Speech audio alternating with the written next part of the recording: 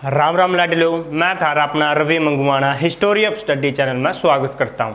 लाडलो, हम अपने इस चैनल पर भारत का इतिहास, हरियाणा का इतिहास और वर्ल्ड हिस्ट्री के कुछ टॉपिक पढ़ रहे हैं। तो उसी कड़ी में आज हम भारत के इतिहास से एक टॉपिक लेते हैं जिसे आप पीछे लिखे देख सकते हो, बौद्ध धर्म।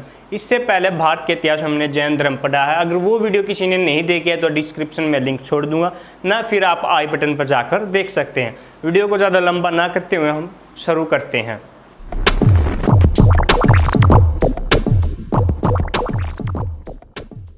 बौद्ध धर्म। बौद्ध धर्म के संस्थापक सभी को पता है, महात्मा बुद्ध हैं। महात्मा बुद्ध को एशिया का ज्योतिपुंज भी कहा जाता है, याद रखना है, लाइट ऑफ एशिया।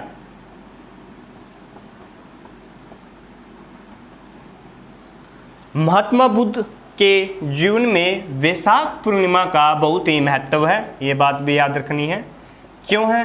क्योंकि वैशाख पूर्णिमा जब जन्म हुआ तब थी, जब इन्हें ज्ञान की प्राप्ति हुई उस दिन भी वैशाख पूर्णिमा थी, और जब इनकी मृत्यु हुई उस दिन भी वैशाख पूर्णिमा ही थी। केवल एक घटना जो इनके जीवन की महत्वपूर्ण थी वो घर छोड़कर जाने की, उस दिन वैशाख पूर्णिमा नहीं थी और सभी दिन वैशाख पूर्णिमा थे, जिस कारण वैशाख पूर्णिमा को बुद्ध पूर्णिमा भी कहा जाता है।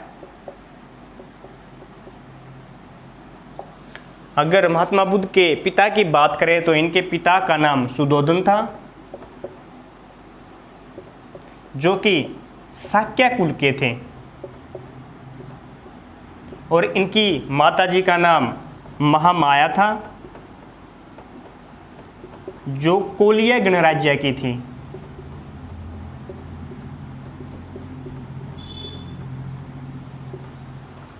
शाक्य कुल बता दूं, शाक्य कुल सूर्यवंशीय क्षत्रिय कुल था।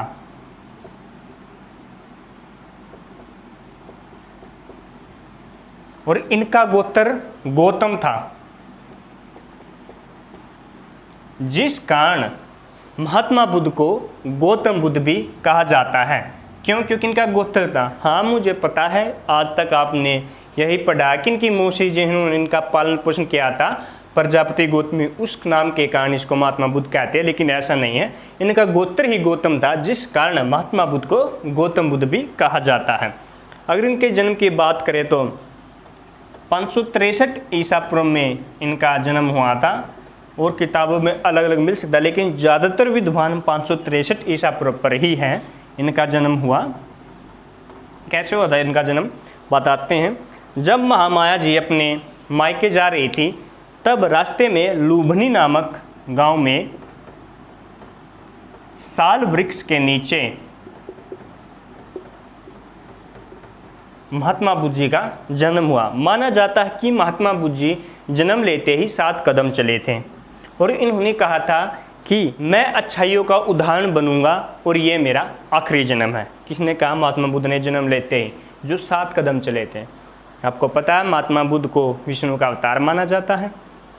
जिस टाइम पर महात्मा बुद्ध का जन्म हुआ था, उसी टाइम पर शाक्य कुल में 7 प्राणियों का और जन्म हुआ था, यानी कि 6 और महात्मा बुद्ध 7 में थे। 7 प्राणियों का एक साथ जन्म हुआ था जब महात्मा बुद्ध जी का जन्म हुआ था। किनका? यशोधरा, जो इनकी पत्नी बनी, आनंद, जो इनके परम शिष्य थे, चंद, यह छंदक नाम भी मिलता है इसका, जो इनके सारथी थे महात्मा बुद्ध जी के, कंथक, जो इनका घोड़ा था सबसे प्रिय, कालुदाही,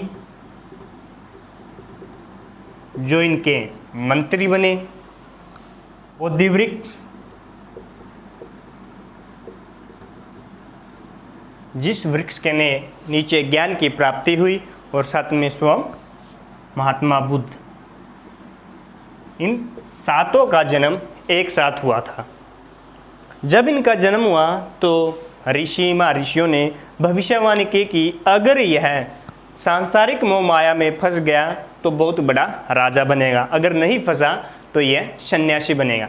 इसी उद्देश्य से सुधोधन जी ने, जो इनके पिता थे, इन्हें सांसारिक मोह माया में लिप्त करने के लिए 16 वर्ष की आयु में ही इनका विवाह किया। 16 वर्ष की आयु में शाक्य कुल की यशोधरा से विवाह किया। अब ये देखो, इसका भी शाक्य कुल है। शाक्य कुल की एक बात बता दूं कि शाक्य कुल अपने कुल से बाहर विवाह नहीं करते थे। इन्हें अपने रक्त पर अभिमान था, घमंड था, यानी कि इनका रक्त शुद्ध है, पवित्र है, इसीलिए ये अपने कुल से बाहर विवाह नहीं करते थे शाक्य कुल के। तो 16 वर्ष की आयु में यशोधरा जी के साथ इनका विवाह हुआ। इस विवाह के 12 वर्ष बाद इन्हें पुत्र का प्राप्ति हुई, जिसका नाम राहुल था। अब राहुल नाम कैसे पड़ा? जब इन्हें अपने पुत्र के जन्म का समाचार मिला तो इनके मुँह से राहु शब्द निकला। राहु का अर्थ होता है बंधन, यानी कि इनके कहने का क्या अर्थ था कि मेरे साथ एक और बंधन जुड़ गया, यानी कि अब ये पिता हो गए हैं। तो इसके साथ राहु नाम निकलने के साथ ही इनके पुत्र का नाम भी राहुल पड़ा। एक दिन महात्मा बुद्ध, जो कि इनके बचपन का नाम बताना भूल गया, बचपन का नाम इनका सिद्धार्थ था, जब ये अपने सारथी के साथ नगर के भ्रमण के लिए निकले तो इन्होंने 4 दृश्य देखे, जिनके बाद इनका मन विचलित हुआ था। पहला था वृद्ध व्यक्ति,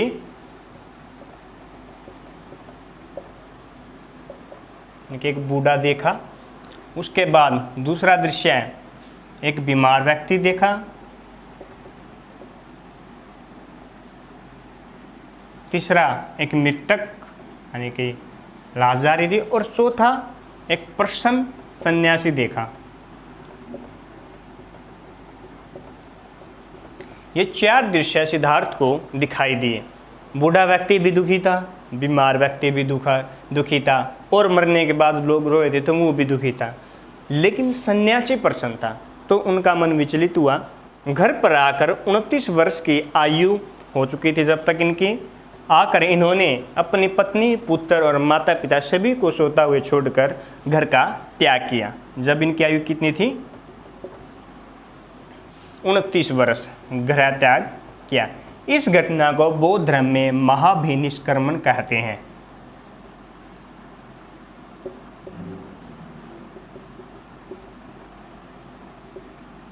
इस घटना को महाभिनिष्क्रमण कहते हैं। इसी दिन केवल वैशाख पूर्णिमा नहीं थी, ये आपको फिर से याद दिला रहा हूँ मैं। गृह त्याग करने के बाद इन्होंने सबसे पहले वैशाली गए।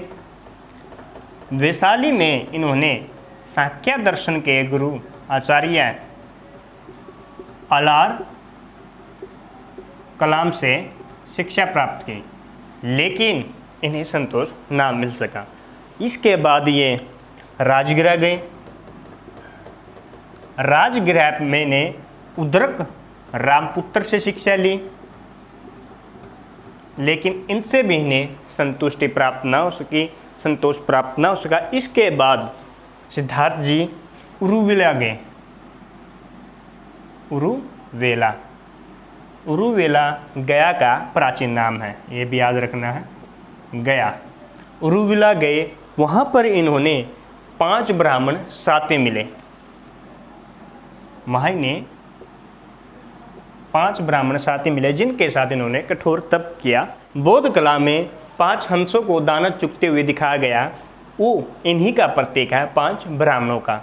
इन्होंने वहाँ पर कठोर तप किया, लेकिन किसी बात की वजह से महात्मा बुद्ध से इनका मतभेद हो गया और ये उसका साथ छोड़कर चले गए। किस बात पर मतभेद हुआ है ये बताते हैं कि सेनानी थे, जहाँ पर ये कठोर तप कर रहे थे महात्मा बुद्ध और 5 ब्राह्मण, वहाँ पर एक सेनानी की पुत्री आती थी, सुजाता, नाम था सुजाता। सुजाता से महात्मा बुद्ध जी ने आहार ग्रहण कर लिया था, यानी कि भोजन ग्रहण कर लिया। इसी बात पर उनका मतभेद हो गया। ये 5 ब्राह्मण महात्मा बुद्ध जी का साथ छोड़कर चले गए। तो इनके चले जाने के बाद महात्मा बुद्ध जी ने प्रतिज्ञा ली, जब तक मुझे ज्ञान की प्राप्ति नहीं होती मैं समाधि में ही बैठा रहूँगा। और वे पीपल के वृक्ष के नीचे समाधि पर बैठ गए।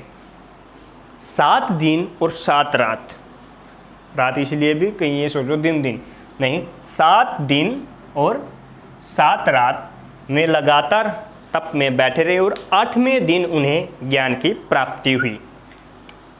तो पीपल का जो वृक्ष था वो फल्गु नदी के किनारे था, ये याद रखना है, जिसका प्राचीन नाम निर्जना नदी है।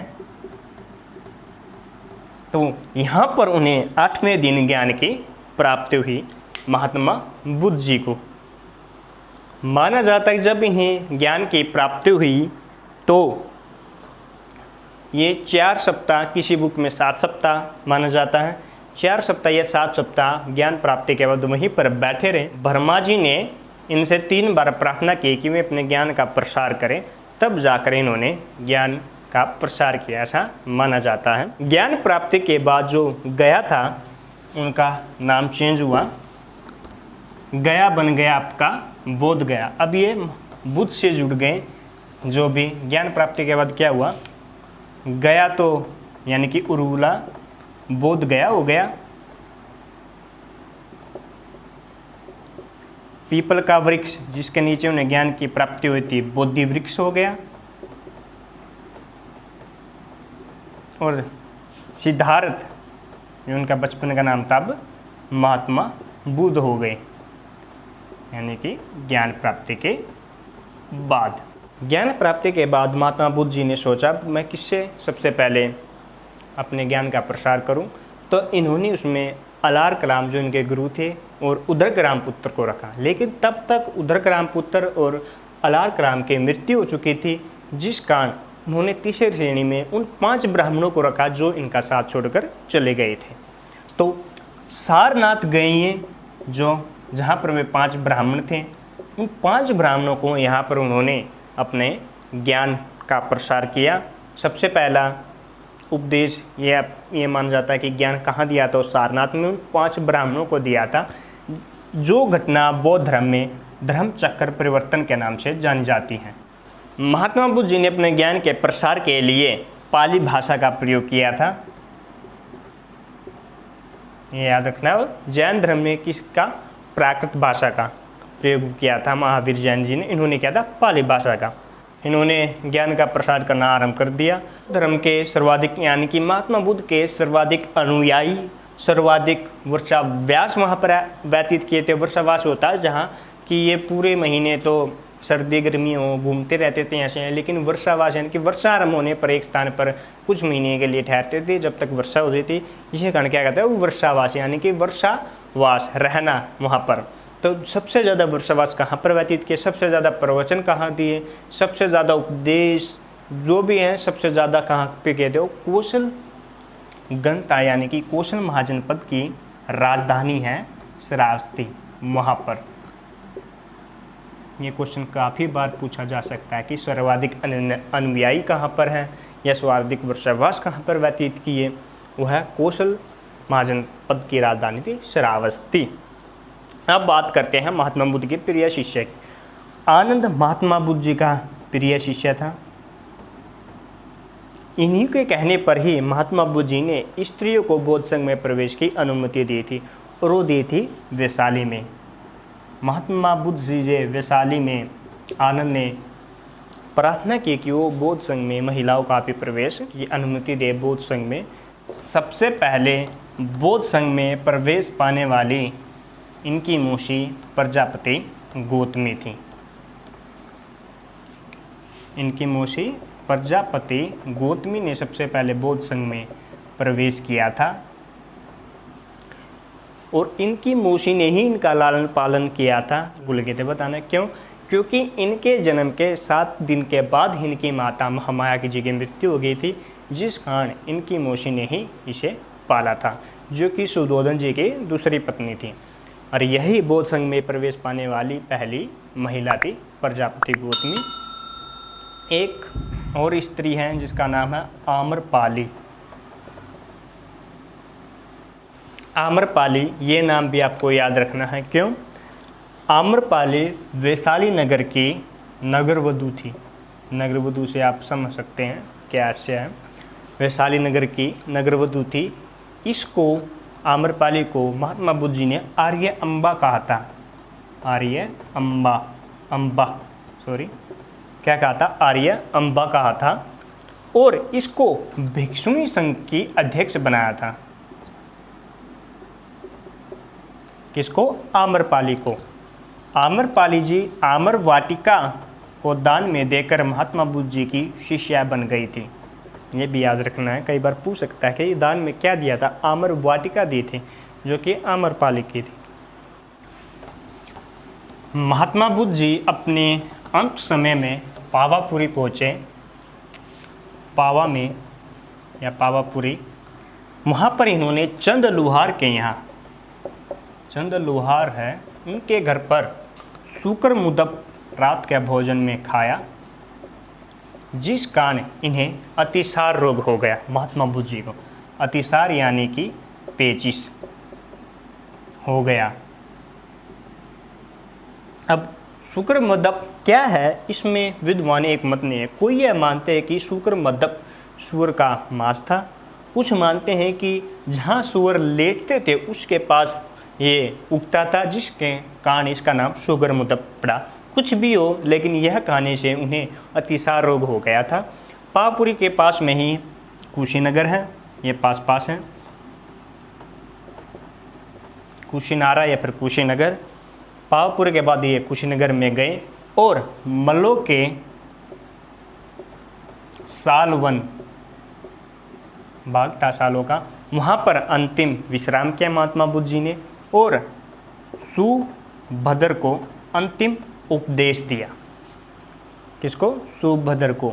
और 483 ईसा पूर्व में 80 वर्ष की आयु में महात्मा बुद्ध जी की मृत्यु हो गई। कहाँ पर अपना अंतिम समय व्यतीत किया, ये देखो, मलो के सालों में। मेरा अंतिम उपदेश सुभद्र को दिया था। ये काफ़ी बार क्वेश्चन पूछा जा सकता कि अंतिम उपदेश किसे दिया था, सुभद्र को। 483 ईसा पूर्व में 80 वर्ष की आयु में इन्हें मृत्यु हुई। बौद्ध धर्म में इस घटना को महापरिनिर्वाण कहा जाता है। महापरिनिवारण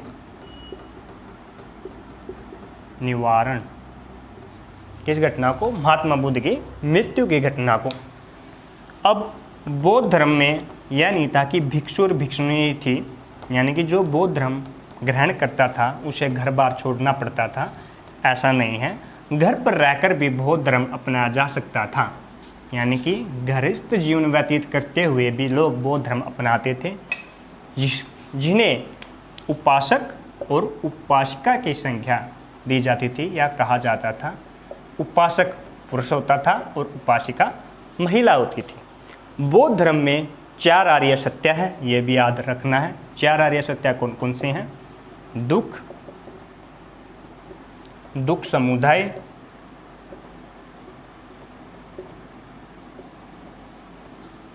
दुख निरोध,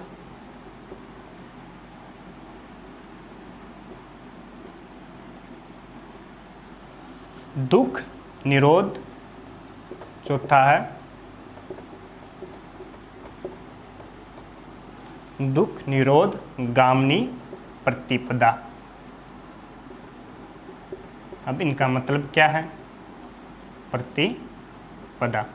दुख यानी कि दुख तो है जो दुख होता, दुख सुंदर दुखों का समुदाय है यानी कि समूह है। दुख निरोध, निरोध होता मार्ग यानी कि दुख का मार्ग।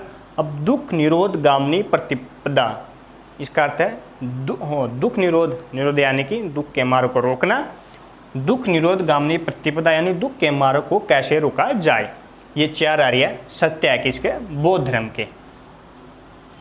त्रिरत्न है बौद्ध धर्म के, बुद्ध, महात्मा बुद्ध जी स्वयं, धम्म यानी कि धर्म, और तीसरा है संघ। ये बौद्ध धर्म के 3 रत्न हैं। अब बात करते हैं महात्मा बुद्ध के जीवन से संबंधित प्रत्येक चिन्हों की।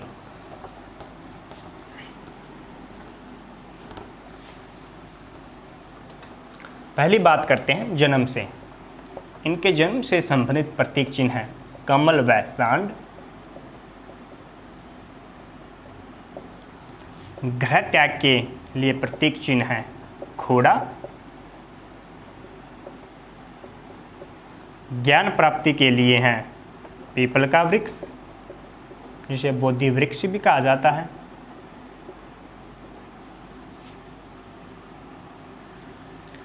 निवारण के लिए हैं, इनकी मृत्यु होती है पद चिन्ह, और मृत्यु होगी जब पूरी, यानी कि निवारण के जब मृत्यु के आखिरी पड़ाव पर थे। स्तूप, मृत्यु के लिए प्रतीक चिन्ह है स्तूप। तो ये था आपका बौद्ध धर्म कंप्लीट। अब हम बात करते हैं बौद्ध धर्म की जो 4 सभा हुई थी उनकी। जो पहली बौद्ध सभा है वो समय है उसका 483 ईसा पूर्व, और स्थल है राजगृह की व्यवहार पहाड़ियों पर स्थित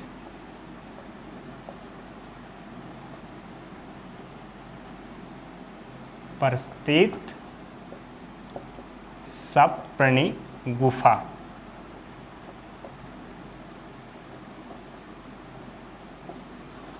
स्थल देखो, राजगृह की व्यवहार पहाड़ियों पर स्थित सप्तपर्णी गुफा। वो गुफा का नाम भी पूछ सकता है, पहाड़ी भी पूछ सकता है, या फिर स्थल भी पूछ सकता है कहाँ पर है। शासक था इस टाइम हर्यक वंश का अजातशत्रु, जो कि हर्यक वंश का था, और अध्यक्ष थे इस सभा के महाकश्यप।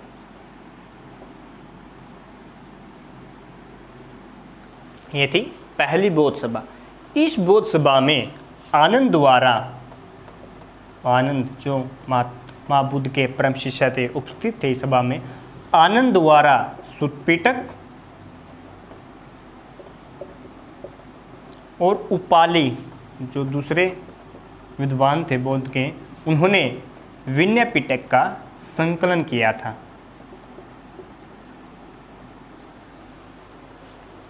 किसमें? पहली बौद्ध सभा में, याद रखना है। दूसरी की बात करते हैं। दूसरी बौद्ध सभा उसके 100 साल बाद, यानी कि 383 ईसा पूर्व में हुई। स्थल था वैशाली का बालूग्राम विहार।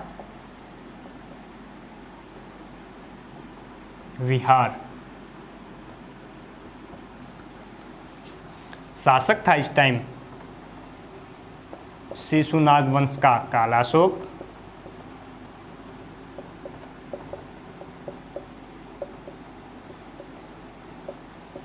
और अध्यक्ष था दूसरी सभा का सर्वकामी, या फिर इसका साव कमीर नाम भी मिलता है, ये इसके अध्यक्ष थे। दूसरी सभा में बौद्ध धर्म अप्रत्यक्ष तौर पर, याद रखना, अप्रत्यक्ष तौर पर सतवीर और महासांघिक में बट गया था। ये अप्रत्यक्ष तौर पर था। सतवीर का नेतृत्व कर रहे थे महाकच्छायन, और महासांघिक का नेतृत्व कर रहे थे महाकश्यप। ये थी द्वितीय बौद्ध सभा। अब बात करते हैं हम तृतीय बौद्ध सभा की।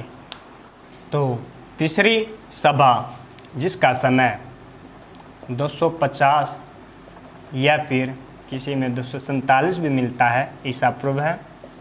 स्थान की बात करें तो पाटलिपुत्र के अशोकाराम विहार में। शासक की बात करें तो मौर्य वंश के अशोक इस समय शासक था।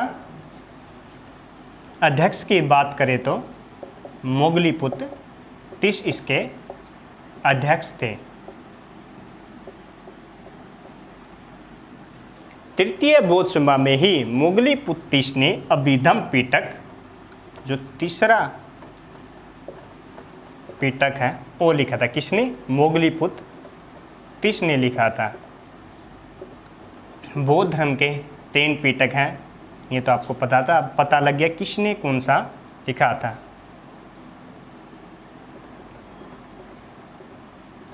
दो बता दिए थे। तीसरा कब हुआ? तीसरा तृतीय बौद्ध सभा में लिखा गया था विधम पिटक। मोगलीपुत्र 30 में। और अभिधम पिटक में ही सबसे पहले संस्कृत भाषा का प्रयोग किया गया था, यानी कि बौद्ध धर्म में सबसे पहले संस्कृत भाषा का प्रयोग कब किया गया था? अभिधम पिटक में, क्योंकि इससे पहले तो पाली और प्राकृत भाषा ही प्रयोग की जाती थी, खासकर तो पाली। तीसरी भाषा जो संस्कृत है वो अभिधम पिटक में सबसे पहले प्रयोग की गई। अब बात करते हैं चौथी बौद्ध सभा की। चौथी जो बौद्ध सभा है उसका समय है प्रथम शताब्दी ईस्वी, यानी कि जब ईस्वी की शुरुआत हुई प्रथम शताब्दी की तब यह हुई थी। स्थान है कश्मीर का कुंडलवन।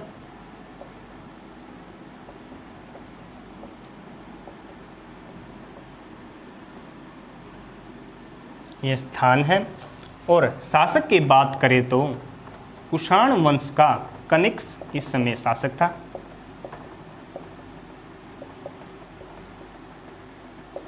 इसमें अध्यक्ष भी बनाए गए थे, इसकी खास बात यह है, और उप अध्यक्ष भी। अध्यक्ष की बात करें तो वसुमित्र इसके अध्यक्ष थे, और उप अध्यक्ष की बात करें तो अशोक घोष इसके उप अध्यक्ष थे। चौथी बौद्ध सभा में बौद्ध जो धर्म है वो प्रत्यक्ष रूप से दो भागों में बट गया था। अप्रत्यक्ष रूप से तो दूसरी बौद्ध सभा में बटा था, लेकिन चौथी में तो प्रत्यक्ष रूप से बट गया था। कौन कौन सी? हीनयान और महायान, इन दो भागों में बट गया था। जो अप्रत्यक्ष रूप से बटा था वहीं पर ये हैं, जैसे कि सतवीर आपकी हीनयान और महायान महासांगिकी की है। इसमें ये फर्क है, सतवीर या हीनयान ये प्राचीन बौद्ध धर्म है, यानी कि जो महात्मा बुद्ध द्वारा चलाया गया था, लेकिन समय के साथ आपको मैं कई बार बता दूं परिवर्तन जरूरी है, तो कुछ परिवर्तन करना चाहते थे तो वो नई शाखा आई महायान, या कि महासांगिक, जो अप्रत्यक्ष रूप से दूसरी बौद्ध सभा में बना था, जो कि प्रत्यक्ष रूप से महायान नामक शाखा के रूप में सामने आई। सतवीर और महासांगिक अप्रत्यक्ष से, और प्रत्यक्ष से हीनयान और महायान। इसी बौद्ध सभा में, चौथी बौद्ध सभा में वसुमित्र जी ने विभाषा शास्त्र लिखा ग्रंथ, और अशोक घोष जी ने बुद्ध चरित्र ग्रंथ लिखा। जो इसके संरक्षक थे, शासक थे कुषाण वंश के कनिष्क। कनिष्क ने ही महात्मा बुद्ध के मानवीय रूप को सबसे पहले सिक्कों पर उतारा था। किस पर? सिक्कों पर, यानी कि सिक्कों पर छापने का जो यह शुरुआत की थी, सिक्कों पर महात्मा बुद्ध जी के चित्र को छापने की, वो की थी कनिष्क ने सबसे पहले। कनिष्क ने बौद्ध धर्म की ये और बात रखना महायान शाखा को संरक्षण प्रदान किया था। तो ये आपका बौद्ध धर्म कंप्लीट है। आशा है आपको समझ में आया होगा और वीडियो भी अच्छी लगी होगी। अगर वीडियो को अच्छी लगी है तो वीडियो को लाइक करें, शेयर और कमेंट भी ज़रूर करें। साथ ही साथ चैनल को सब्सक्राइब करें। सब्सक्राइब करने के साथ बेल आइकन बटन को ज़रूर दबाएं ताकि मेरी न्यू वीडियो आपके पास जल्द से जल्द पहुंच जाए। धन्यवाद।